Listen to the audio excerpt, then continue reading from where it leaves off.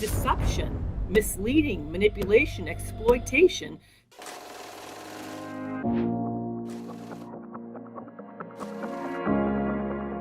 I'm so excited to be here to talk today about finding peace after the end of a toxic relationship. What I want to do is I want to talk about finding closure after a toxic relationship, about legal battles. We end up thinking when we decide to end the marriage, when we decide to get a divorce or to separate or to break up, whatever it is, whatever kind of partnership you've had, you think that that breakup is the final piece. You think that it's over, and then the abuse continues, but it just continues in a new form.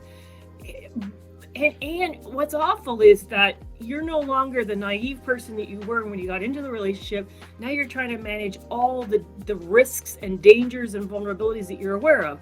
I remember with mine, we didn't have any assets together in the United States, and we didn't have a bank account in the United States, but that didn't mean he couldn't claim that. I mean, I suddenly realized that the same love bombing, the charismatic kind of overtures, the way that they create falsehoods, could continue with others that make me look bad. And I remember feeling that same level of terror that I felt as I was trying to exit the relationship again. And I somehow thought that the hard part should have been over, but it wasn't over. And now I'm like trying to deal with all my pain, all my anger, all my sense of betrayal, and at the same time contain the risk that it poses to me.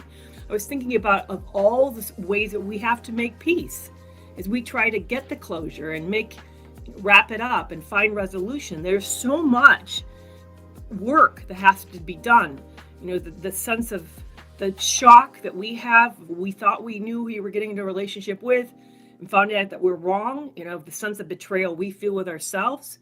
We also have all the shock of what happened, you know, the actual ramifications. Maybe it's financial ramifications, maybe it's had health consequences, maybe it's affected relationships like family relationships or friendships. Maybe it's affected your job. Maybe you've made changes, like you now are unemployed or you've taken a new job. For me, I moved from several times in that relationship. I moved from my original home state to another state and then moved again internationally. And at the end of the relationship, I moved again internationally. So there was all this multiple pieces and loss of connection, loss of network and community that I had. So there's so many components that go into this sort of trying to find closure and trying to find resolution. So I would love to know, how are you doing today with that? What do you think is the piece that causes you the greatest conflict and pain? Where do you find yourself? What are you reviewing in your mind? And what kind of like bothers you or wakes you up in the night? Maybe it's what's the consequences that you're trying to now live out in your life, that you're trying to make peace with it.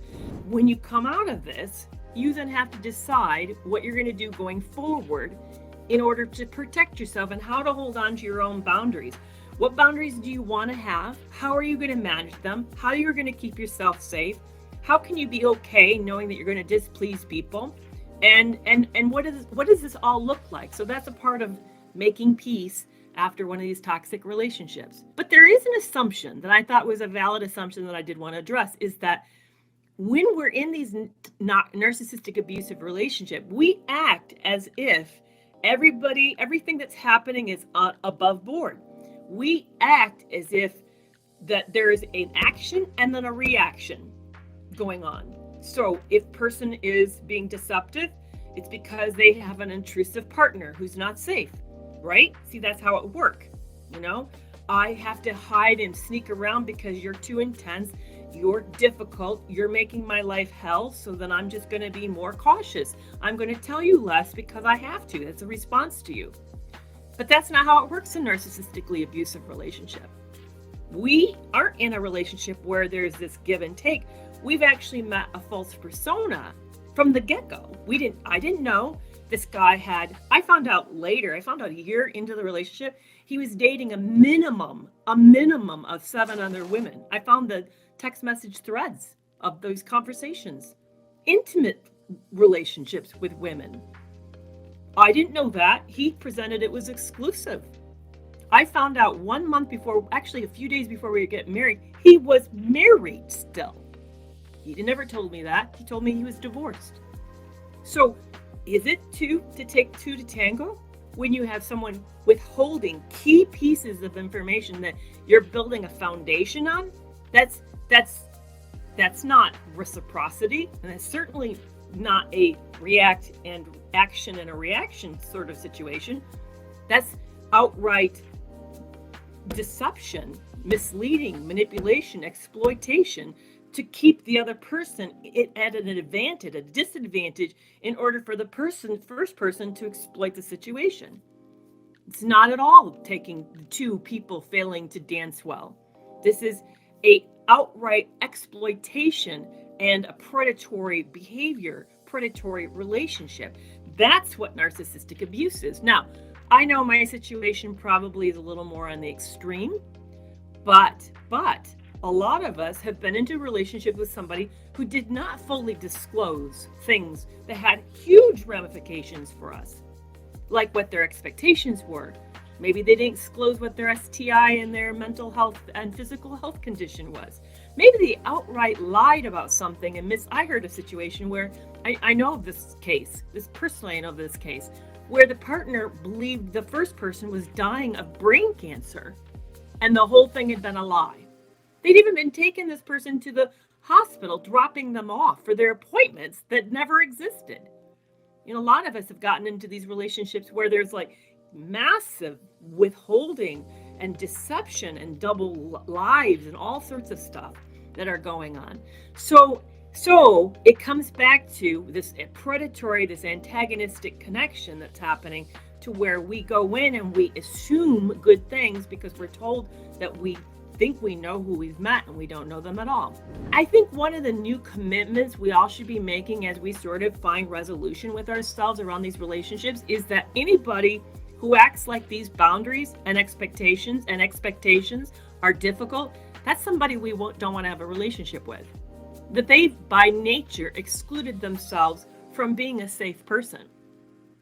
See, we kind of go, at least I have, I'd love to know if you're the same. I think a lot of us go into these relationships thinking it's my job to get along with people. Okay, is that true for you? Do you end up going into these relationships thinking it's my job to get along with people? No, actually, it's not your job. Your job is to keep yourself safe.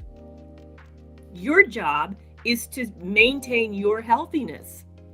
Mental healthiness, spiritual healthiness, financial healthiness, physical healthiness. All of these around, that's your job. Your job is yourself. And if you do a good job, then you'll have more to give to those around you who need you, who are depending on you. Your children, your job, your neighbors, your friends, your partner. Your job is to keep yourself safe. So anyone who puts you in a position where they want you to compromise your safety is essentially saying that, one, they don't care about you. They care about what they get from you. And two, is that they don't respect you. That's really what they're saying. They don't respect you, and they're not respecting your boundaries. And they're wanting you to violate you so they can then exploit your vulnerabilities. I'm realizing I don't want people like that in my life. It's not my job to get along with the world.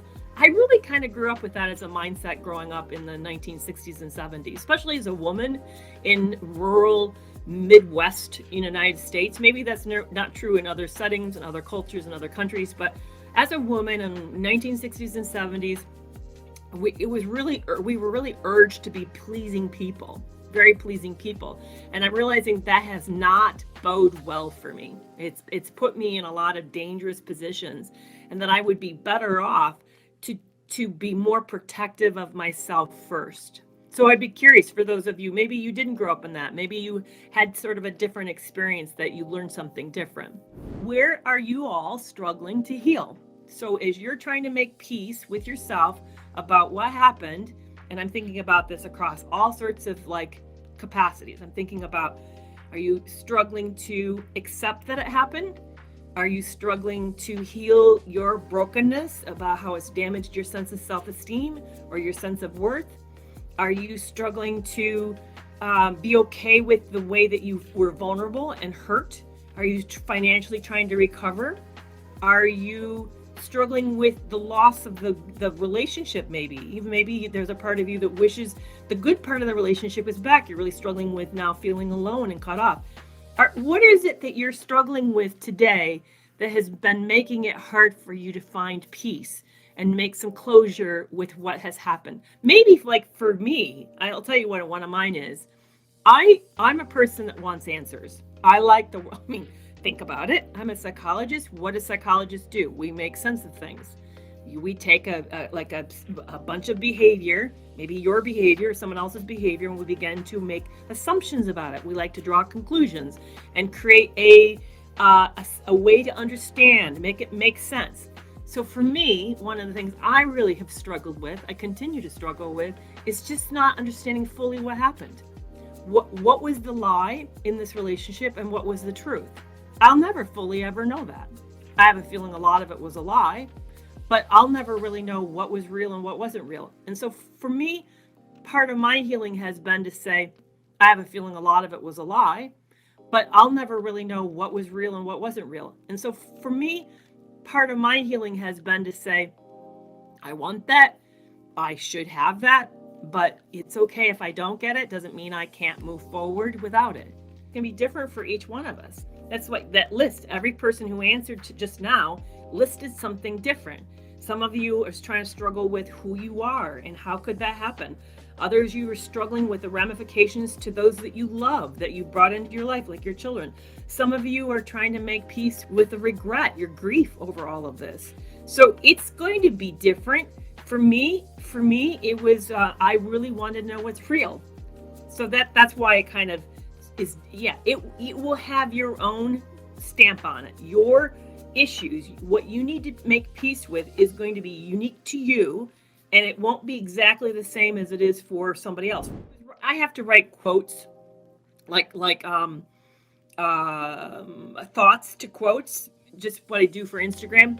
And I want to read what I wrote and see what you think, because it ties right into what we're talking about. The quote was, anyone who wishes to go beyond the free will of another person is already practicing narcissistic characteristics. Beautiful. I love this saying. So this is what I wrote in response to that. Have you ever considered what it means to be human? Is it our autonomy? Is it our curiosity? Is it what makes us compassionate? What separates us from beasts? There's a scene in Dune when the young Duke's son, Paul, is being tested by Reverend Mother Bene Gesserit with a gom jobber, a poison-tipped needle. Paul's own mother had taught him the secret ways of mind control. Now he must be tested to see if he can be trusted with these skills. On the Reverend Mother's order, Paul plunges his hand into a small box, only to be met with searing pain as the muscles and sinew of his hand seem to burn away. The deadly needle's sharp end hovers close to his neck, ready to strike him dead, should he jerk back as he stifles a scream. Animals can't control their fear, humans can. What if we all face a similar test, not like the Reverend Mother's to manage fear, but one that manages our capacity towards one another? Can you respect your neighbor's right to disagree, to say no, to head in a different direction? Will you resist taking what belongs to them, even when it means for you you're going without or going it alone? Can you create space for their differences, even when it seems nonsensical? See, every time we limit another person's ability to express their humanity, their freedoms, their needs, their desires, and their dreams, we've imprisoned them. And anytime we seek or take something they haven't eagerly given us, we've raped them. And each time we've attacked or sullied their worth, we've murdered them. So what are you? Are you a human or are you a narcissistic beast?